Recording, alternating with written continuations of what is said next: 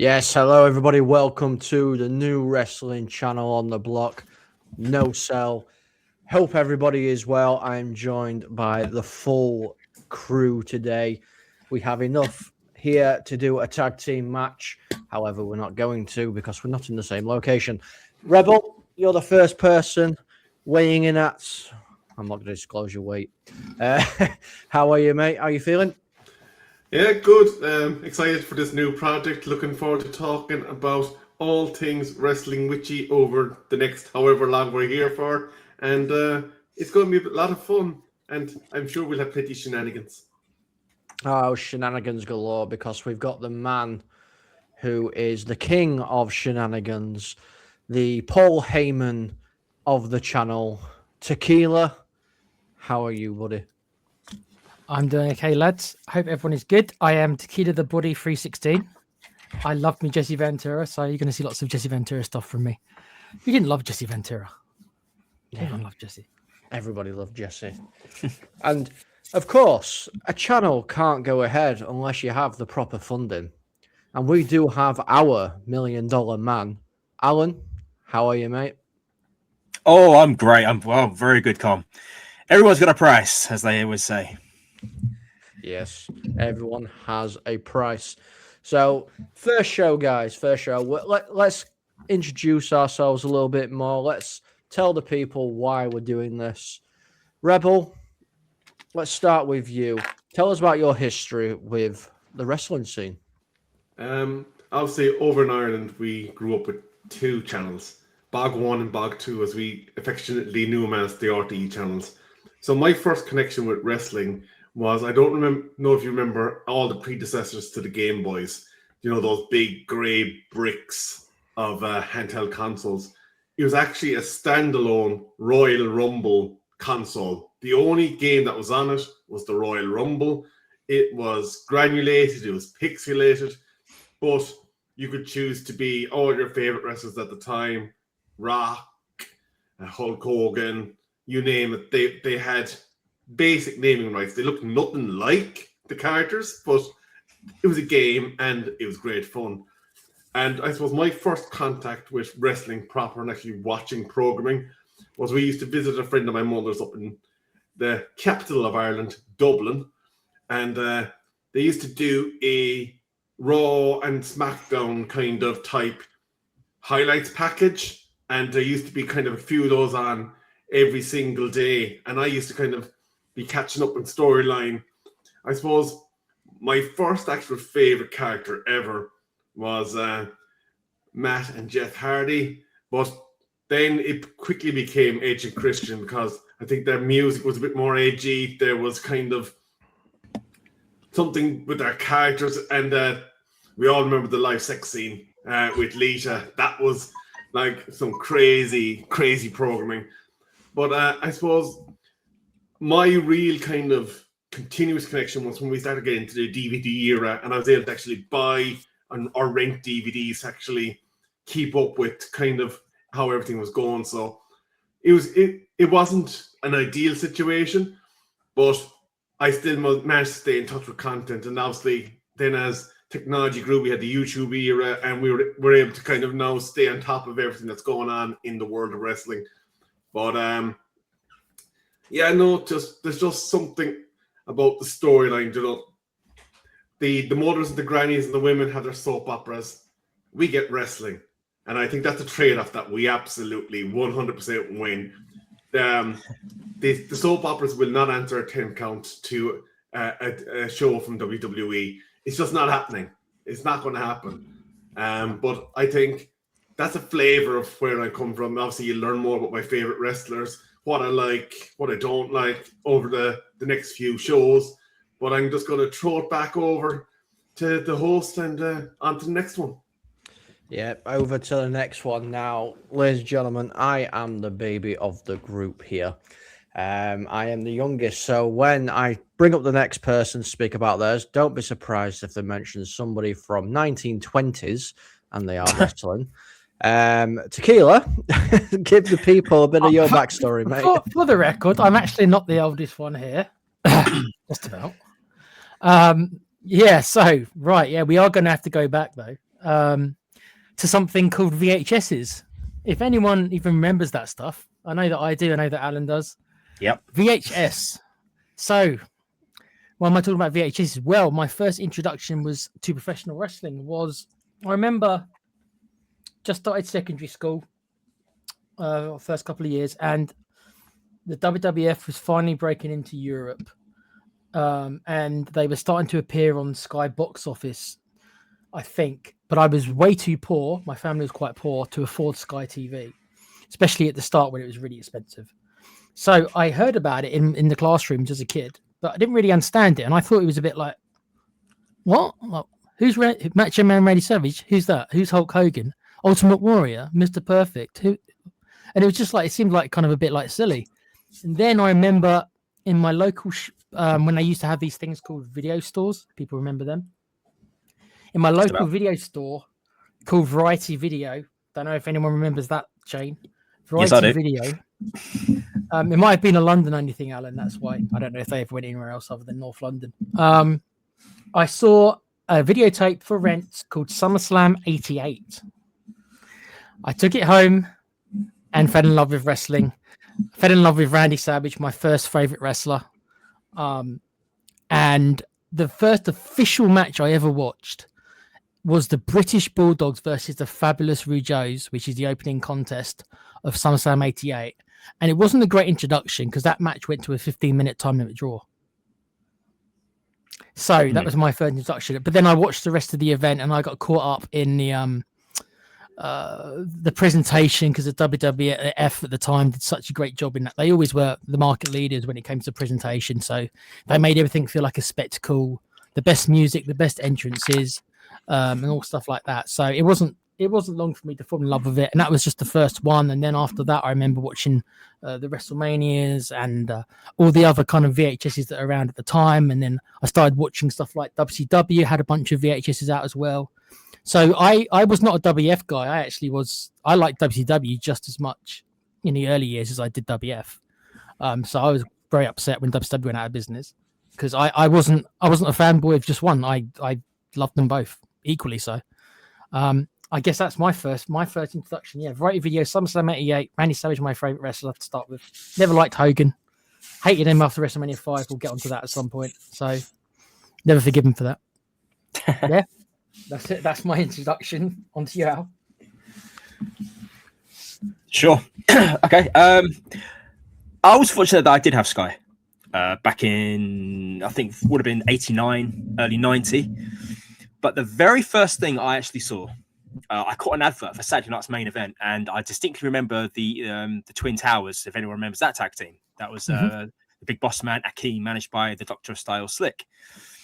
But the very first wrestling match I ever saw, I don't know how I was up this late, and it was Hogan versus Warrior, WrestleMania 6, title versus title, champion versus champion. And I was just absolutely amazed. I thought, wow. I mean, granted, when I look about it now, I think those weren't the greatest wrestlers of all time. There was like two, big muscly guys just, hammering on each other. There was no technical wrestling in there. There's no mat wrestling. There's no high flying maneuvers or anything like that. But it caught me. I think after that, I didn't really go back to it until one day I was walking into WH Smith and I saw SummerSlam 89 on sale for about $14.99. And then instantly Hogan's on the front. I thought, I remember that guy. He was in that event I saw, whenever. So yeah, I picked that video up, went home, and I watched it. Much like Nick said with SummerSlam 88, opening contest, Heart Foundation versus the Brainbusters. Great match. It's a great match. That was a really good match, and that's really how I fell into it. And then after that, I was watching Superstars. I was watching Wrestling Challenge. Primetime Wrestling would be on occasionally. I think in about 91, 92, we had was it All American Wrestling? That was on a Sunday. Yep. I was catching all, but I didn't really see much WCW. It was all for me. It was always WWF as it was then. So yeah, I loved all the characters. I love Hogan. I love Hogan, the way he used to hulk up, and it's the same finish pretty much every match for him. Ted DiBiase used to love that character. So that's me. That's. Well, we've all got different, backgrounds of how we got into it. I mean, me personally, the first one I can remember watching was SummerSlam '96. At 4 years old. Wow. I stayed up with my brother at the time. Kept dropping in and out of watching it, but I got it on VHS about a year later and ended up rewatching it. Shawn Michaels versus Vega and not Vega, yeah, Vader. Owen Hart versus Savio. The fatal 4-way elimination tag, The Undertaker, Mankind, Boiler Room Brawl. I remember that so fondly, and that's when I kind of got hooked. Going on a couple of years, I used to watch WWF when I could and WCW.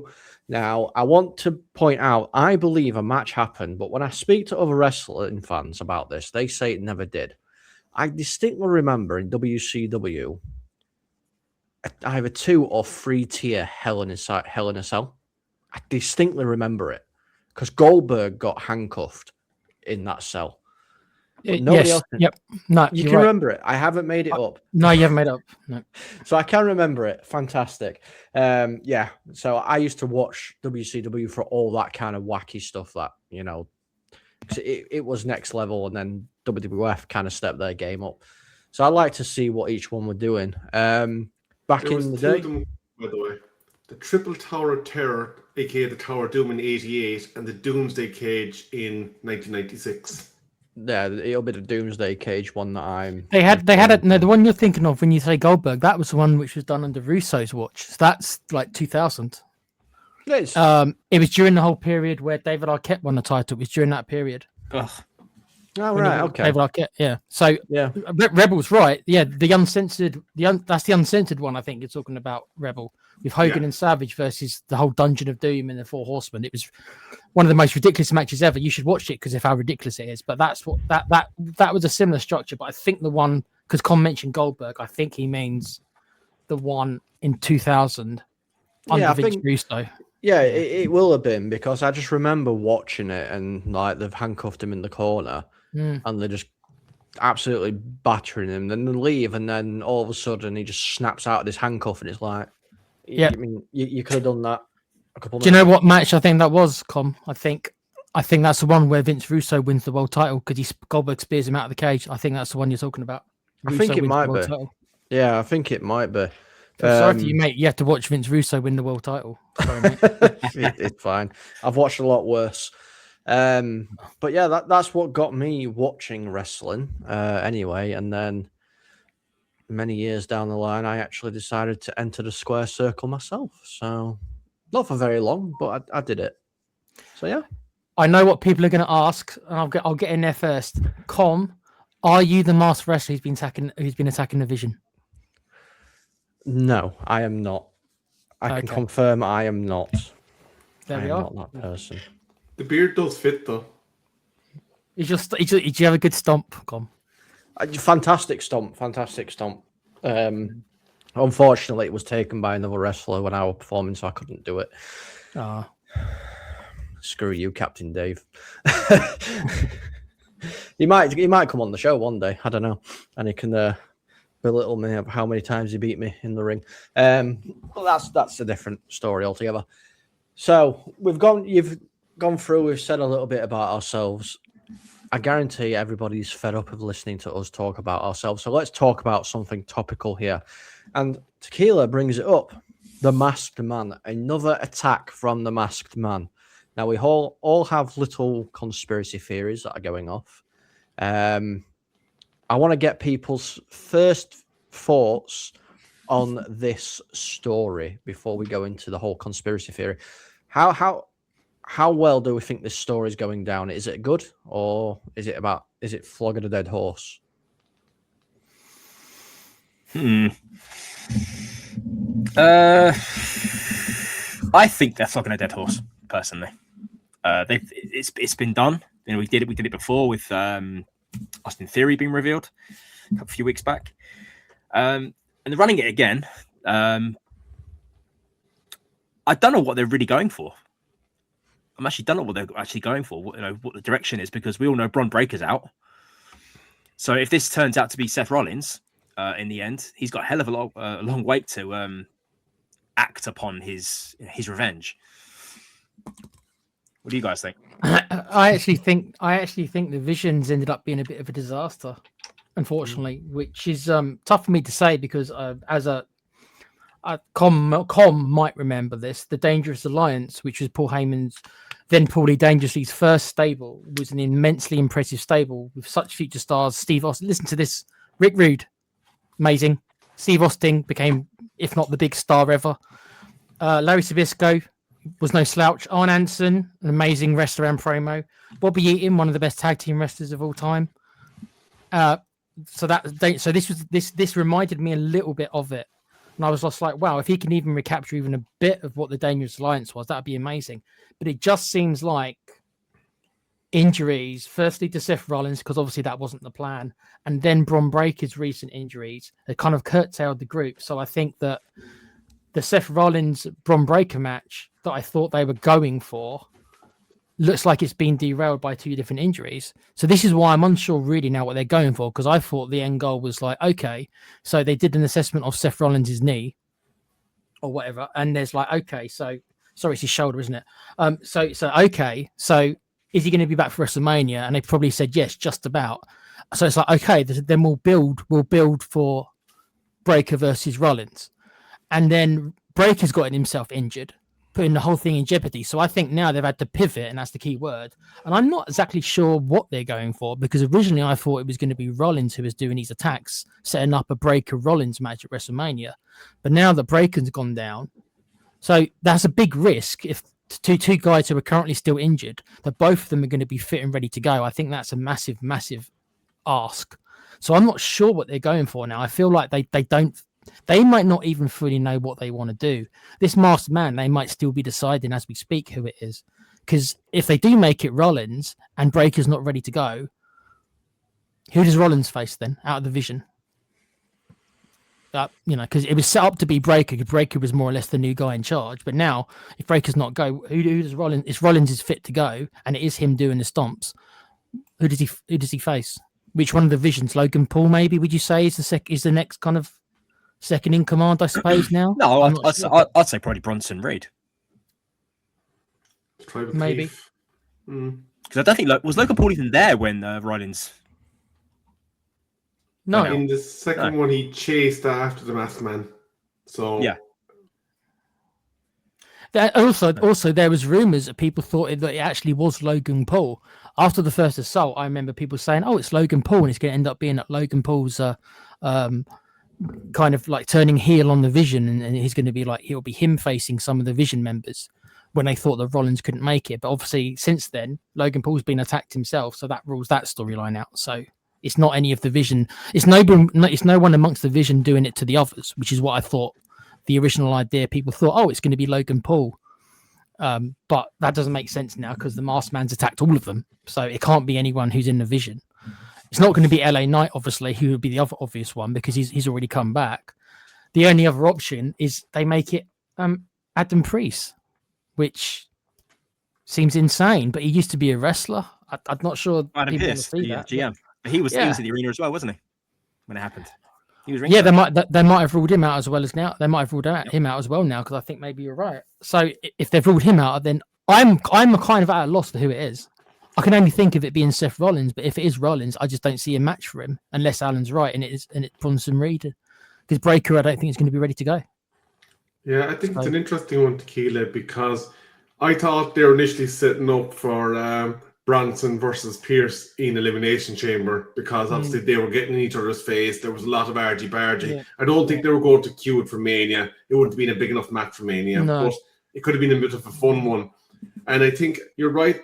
The amount of injuries that they're after getting, they're pivoting, and I just don't feel the Vision kind of split worked. Like, I think when you look at Paul Heyman, when he does his best work, he has one man that he's basically going out there and spinning his wise man words, his web of lies, his web of deceit, the stuff that Paul Heyman does so dang well. And I think it's gone a bit of the way of the White Six.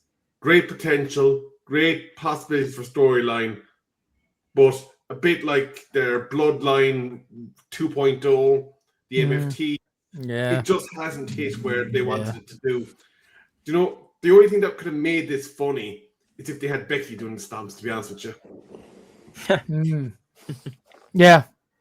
That would be interesting. That would be an interesting, because if you people remember a couple months ago, she was like, after Seth got injured, she went up to Heyman and just like, you're a piece of shit and stuff like that. So it's like they could have, but the thing with that is that obviously she's now in a feud with AJ Lee, and she's going to be the heel in that feud. So it's like it doesn't really fit. But that would be if they would have planned that out, Ripple. That would have been an interesting one to make it Becky Lynch. Yeah, I just don't think these things through, do they? Let's be real. Some of the creative team at WWE just don't think things through properly at all. I'm going to put my person's name to that, which we have spoke about in our little group chat. Grayson Waller. so I don't, I don't think it's going to end. It could be him physically doing it, but I don't think he's the reveal. It could be him doing it, as in that's just the guy they've got doing it without revealing it to be him.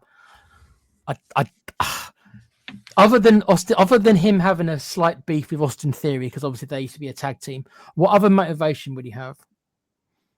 Oh, I think there's quite a bit though, isn't there, really? Like, he wants to get revenge for not being included in the vision. So there's a revenge motive there. Yeah, good old jealousy. Yeah. Good old jealousy motive. Yeah. I mean, but was he ever approached on camera of like him ever wanting to be in the vision? Like that was never been spoken about, that he was ever like groomed or anything to be in the vision. I think he tried. Like, I don't know whether obviously the PR posts or whatever, but he has been in a lot of shots with, you know, Logan, and you know, all the other guys. He's been around them, but I don't think he ever officially got asked to join. And I think that's what could cause him to do this, because, you know, he's like, you know, I'm here, and they've just ignored him, and it's like, well, I'll show you why you're not to ignore me now, and he's doing it. Yeah, I mean, it's a long shot, but I think story-wise, it would make sense if it was him. Do you know, the weird thing about Waller, though, obviously they tried to repatriate him with the New Day, with Woods and Co., but that just never kind of hit. And I think even what they tried to do with the two lads just didn't quite hit the mark that they wanted it. And obviously I think Xavier's injured now, so he's going to be missing for a while. But it seems like since they split Fury and Waller, they just haven't known what they wanted to do with Waller. They kind of took Fury off TV, rebranded him, put him into a new run. But I think Waller, just try, like, if it is him, and if you are right, it seems like they're throwing darts at the board and hoping something will stick in the bullseye, because it just seems like they have not enough storyline for the amount of wrestlers that they have in hand. And it's just kind of like, okay, we've got this injury coming up, right? You're moving in here, you're moving over there. Now we're moving this person up from there. And it just lacks, I suppose, it's not quite AEW Spotfest. At least there's that, you know. Don't get me wrong, some of the guys in AEW, they're very talented individuals.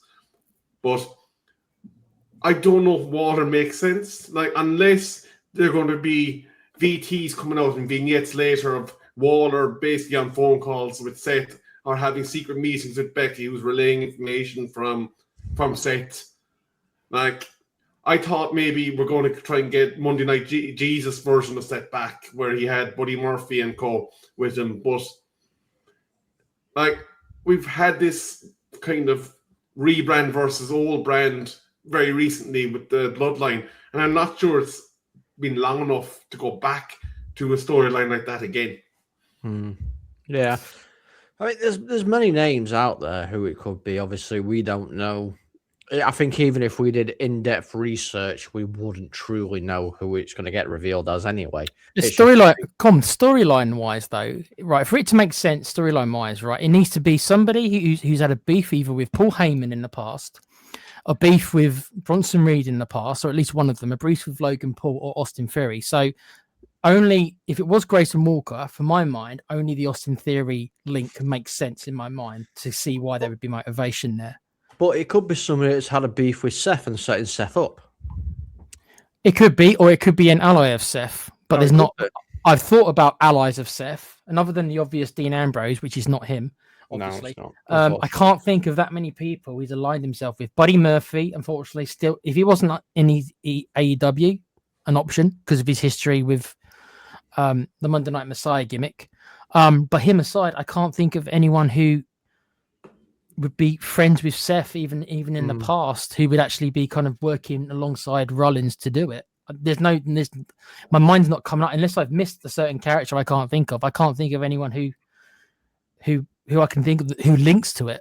No, there's not many people that do link to it at all, is there, to be honest? No. I just hope it's not a bit of a squib ending. You know what I mean? Like, can you imagine them building all this up and then it just being some random that's not related to either one of them, and he's just like, look at me, you know, I'm doing all this. I think Rebel might be onto something a little bit, although I do agree with him that I think the end result won't be great.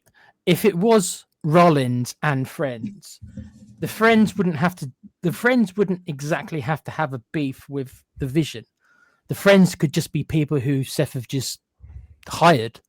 So it is still Seth who is, maybe they can make it up and say, oh, it was Seth who did it to Breaker, but maybe it was other people who did it to other members, and Seth's new group, calling them whatever. Maybe there'd only been to be 3 of them, right? There's only 3 members of the Vision. So if Seth aligned himself with 2, don't ask me who, 2 younger guys who they want to give a rub to, and they're in league with Seth, and then at WrestleMania or after WrestleMania, because Breaker probably isn't going to be able to go, then Rollins' new group goes into a feud with the Vision. And they could elevate 2 young guys by doing that and say that it was them behind doing the stomps. I don't know who it would be, but they could 2 guys from NXT or something, like Ricky Saints or something like that, for example. The only thing I was thinking of, could we be getting a double blind with Austin Theory? Because he's obviously exited the Monday Night Messiah gig as well, because I know he was only briefly with them with Buddy Murphy, but he was one of the 2 apostles for a while. Yeah, but I mean, they could do it that way. I don't like it when wrestling does do this. They do like a fake out. So that means that somebody attacked Austin Theory and cost Austin Theory a match in the chamber, which is kind of like, so Austin Theory actually sacrificed getting into the Elimination Chamber and allowed himself to be stomped on purpose as a big setup just to cover his ass. That's a hard thing for me to like. I'm not saying it can't happen, but that's just like, that's a hard one for me. It's like, really, you're going to throw away the chance of going into the chamber No, just for that? It doesn't make sense. No, it doesn't. What has happened? Yeah, I mean, it has. But again, Tequila, you are on my radar. You are on my wavelength today, because I am going to be talking about the chamber, because obviously Friday Night Fury, that's a wrestling show that I watch on YouTube. So ignore that. That's a create your universe mode on YouTube. Free plug for someone. Yeah, free plug for you. Okay, write me a check. Friday Night SmackDown, there we go, happened obviously last week, and there were Elimination Chamber matches and qualifications. Now, spoilers if you haven't watched it or don't know the results, this is your warning. So let's go through a couple of these matches. The MFTs defeated Carmelo Hayes, Igor Dragunov, Shinsuke Nakamura, Apollo Crews, and Matt Cardona. You'll get the reference if you know who Matt Cardona was back in the day. Yeah. Thoughts? As Rebel said, the MFTs are a total train wreck. The only one of them I thought had any real potential was Solo Sikoa, and that guy has fallen like an absolute stone since his days in the Bloodline. An absolute stone. If I think of maybe somebody who dropped down so far and so quick, he's definitely up there.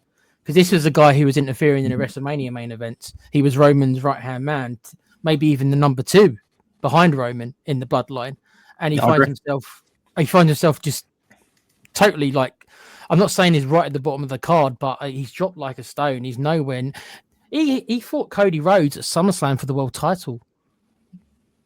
Not in 2024. It's crazy to see him now. Jacob Fatu's his problem. Jacob Fatu came in and basically he did everything better than him.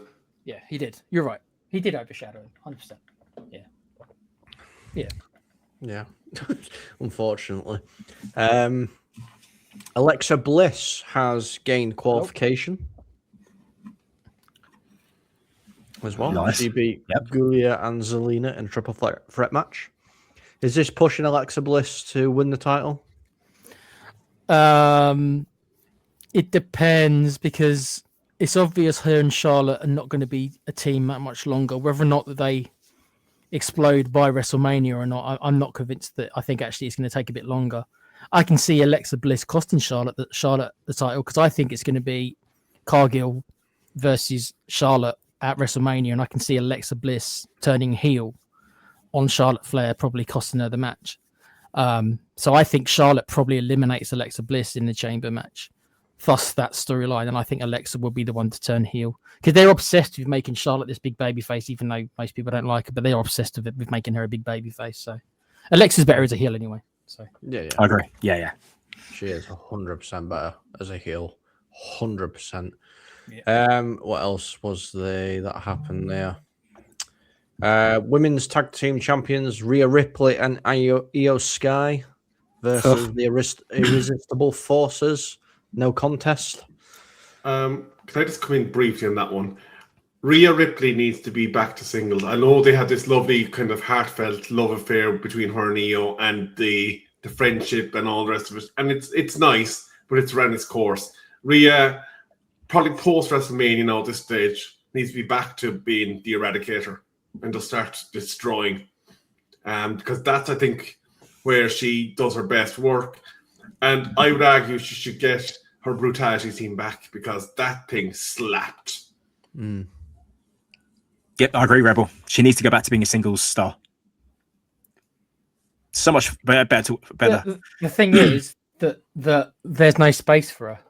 As crazy as that might sound, because I think she's the biggest star probably in the whole division.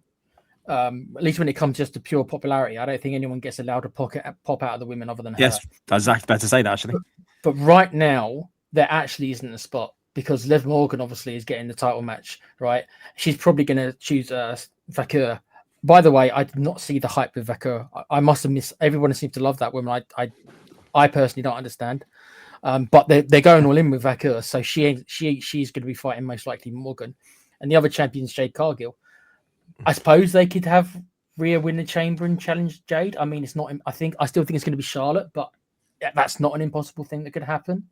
I guess that would be a unique match. They're both obviously very large women, and they could play into that. Like two large women going at it, and power versus power. So I can see them doing it, but I think they're going to have a multi-women match, Rebel.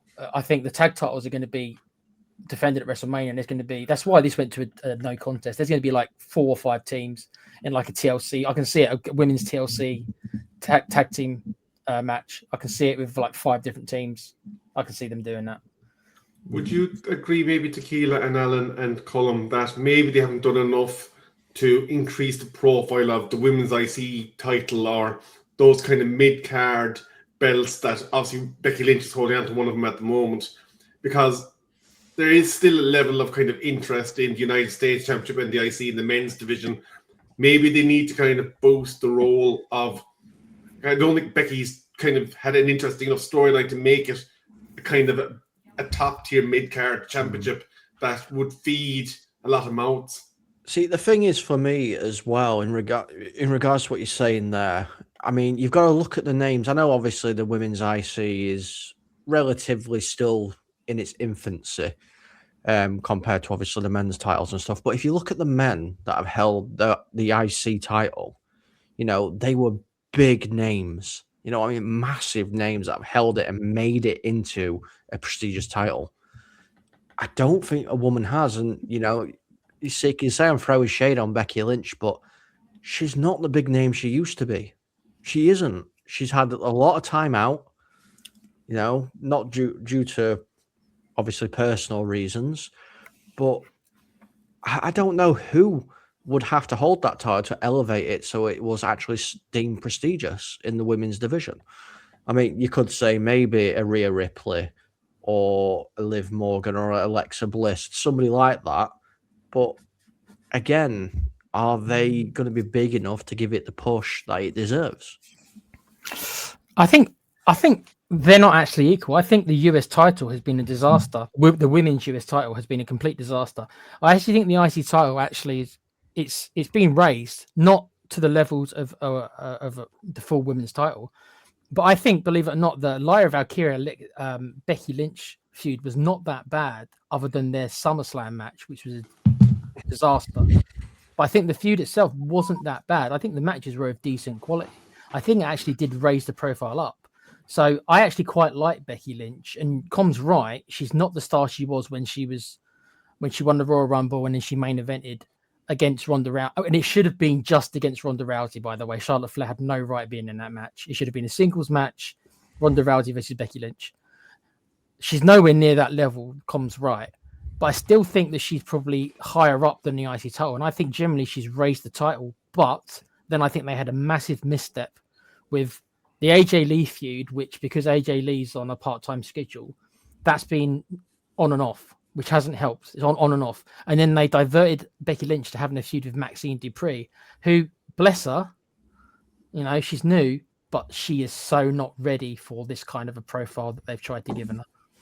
They've thrown her out there, literally having her learn on the job. And I think she's, bless her, because it's probably not her fault, but she's embarrassing herself quite on a weekly basis, I think. And her having that belt for a month almost eroded all the good work. So the IC title again has dropped down again. But I thought that the Lyra Valkyrie feud with her, I thought that was a good feud for the women. I did. And then they screwed it up after that. That's what I thought. Yeah, I think Lyra actually elevated that title quite well, to be honest. Even though I don't think she's an interesting character, Alan. I still think Lyra Valkyrie has done nothing since. But just the matches, I actually thought the matches were half decent. Yeah, I should say she's got a good moveset. She gets a good pop from the fans. They're all invested in her. So I think personally, I think she did a good job elevating that title. But like you said, yeah, she's special.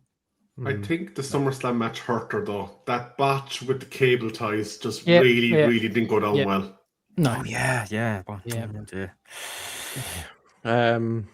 Let's quickly touch on this match because I don't want to feel like I'm bashing women wrestlers, because there are some very, very good women's wrestlers in the WWE and in the indie circuit. That's some fantastic. But one person that I don't get the hype about is Jade Cargill at all. I don't get her hype. She's just the next China, next Beth Phoenix. That's all she is. I don't get the hype about her. She beat. What is the hype meant? You tell me what you think the hype is, because I don't know what. So she's this new, attractive powerhouse woman that's going to come in and dominate like what China and everybody else used to do, and I just don't think it's good. It's not. I'm sorry. I can't watch her matches. They're terrible. I'm just trying to understand where I'm not saying you're wrong. If you're saying people were hyped for her, then I believe you. But I don't.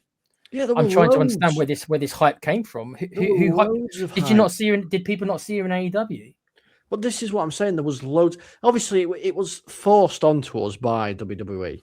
It was 100% forced onto us by WWE. But everybody, when Jade Cargill first came out, she got a massive pop, massive, and the hype is. Everyone's like, yeah, she's like amazing. She's mediocre. She's mediocre at best. I think you're being generous. Yeah, I think you're being generous calling her mediocre. If I'm honest, There are so many better performers in WWE than her, and she's currently holding the title. They seem to be stifling Jordan Grace a bit as well. Do you think? Yeah, 100%. 100%. Jordan Grace is a good athlete, very, very good. She's very good in the ring, technical ability wise as well. But I don't know what it is. It's a lot of these things. You got to be careful. If you say anything bad about like a women's wrestler, they call you like sexist stuff. Like, no, I mean this applies to the blokes as well. Yeah. It's Jade Cargill's got a good look, right? For a wrestler, she's got a good look because she's bigger than most women on the planet. Let's be honest, she is, right? She doesn't look like most women on the planet, which is what wrestling, especially in the olden days, were all about, larger than life, right? And Jade Cargill fits that bill. But on every other ability that you need as a professional wrestler, she's lacking. Is she a particularly good promo? No. Is she good in the ring? Hell no. Is she a particularly good athlete? No. She's strong, but that's not the same thing as her being a particularly good athlete. She's what's known as a weight room athlete, right? She's a weight room athlete with a great look. And I don't even mean if you find her physically attractive. I mean, just as a look as a wrestler, she does have that. But everything else, she's got none of. And it reminds me of the days of Vince McMahon would bring in the next big bodybuilder with the great physique who couldn't cut a promo and couldn't wrestle. She is the female equivalent of that. She's a female Dave Bautista when he first came on the scene. Yeah, that's a good example. I mean, at least Dave learned to cut a promo after a couple of years. But Very true. Yeah, but like I said, I've got nothing against women wrestlers at all because there are some great. Io Sky is fantastic. Oscar is fantastic. Charlotte Flair technically is amazing. There's so many different women wrestlers. I just don't get this Jade Cargill train that's going on at the moment. It's just the look, Com. If you want to think about like three skill sets, right? You've got in-ring ability, you've got promo or charisma, whatever you want to call it, and then you've got the look. Jade's got 1 out of 3. Whereas someone like Rhea Ripley has probably got maybe all 3 because she's a decent promo as well. Io Sky can't cut a promo because because she doesn't speak good enough English. This is the truth. But as far as our wrestling ability, she's A1. So they've all got something about them. But with Jade, all it is just the look. There's nothing else there. But when she comes out and flexes her muscles, and after a minute, you've seen everything there is to see from her. I was going to throw in a Jim Cornette line to that. Go on. Greener than goose shit. Sorry, go on, Rebel. You mentioned that the 3 different facets. You can actually get away without being able to cut a promo because you can put people with someone like a Paul Heyman who can do that in-ring spiel for you and let them just focus on the stuff in-ring and doing that well for themselves. So that's probably the one that you can get away with most. But as you said, if you're garbage in between the ropes, there's no fixing that. No, the thing is, Rebel, like how many managers are a dying breed anyway. There's very few about them anymore. There used to be tons of them in the 80s and the 90s, tons of managers. But how many? Think about this. None of the women. Is there any managers who manage women? No. But you don't have to have a manager per se. You can have a faction leader. Well, yeah, because I mean, if you look at it like, the Judgment Day, Dominic Mysterio is always out there with the women, especially when he lives there. And he can cut a mean promo. He's very good at what he does. But there's not many people out there that do that now. You know what I mean? Team up with the female superstars as such, unless it's storyline driven, of course. But yeah, I don't know. Because I think this annoys me even more because they're doing to these female wrestlers what they did to Dolph Ziggler. Because Dolph Ziggler could cut a mean promo. He was very good in the ring.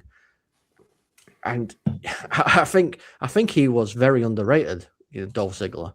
And he got squashed because they wanted somebody bigger stature-wise to win the titles, and Ziggler was the fall guy all the time. I'll tell you what it was, Com. If Ziggler would have been around the same era as Bret Hart and Shawn Michaels, he would have been alongside them because he's got all the same abilities they did, really. Exactly. The only difference is that unfortunately he came 10 years too late when they'd kind of moved on and the big guys started kind of coming back into it with the Batistas and the Cenas. And then Vince, knowing the way Vince was, there was a saying, I remember hearing a saying that he used to say to John Morrison, if people remember John Morrison. Vince used to remember saying to him, "You don't look like you can kick anyone's ass, so I can't take you seriously." 100% he saw Dolph Ziggler that way. You looked at Batista, looked at Cena, and like, okay, well, these guys look they can kick people's ass, whereas Dolph Ziggler looks like a Chippendale. Even though Ziggler is better than John Cena and Batista in every way on every metric. You're right, though. In that Vincent McMahon actually definitely profiled people because look at how long Daniel Bryan got absolutely buried by him because you're not tall enough, blah blah blah blah blah. There's reasons why, And they even they put him in how many squash matches for his world championship? Sheamus beat him in what, 25 seconds? Yep. Yeah. Less, I think. Yeah, less than that. It were a bro kick, wasn't it? Straight from the bell. He That were it. kisses AJ Lee, turns around, gets bro kicked 1, 2, 3. Yeah. So it's about like 10 seconds, mate. It's ridiculous. It really is. The last thing I'm going to speak about today, because I am looking at the time. Obviously, these guys don't know what time it is, but we do.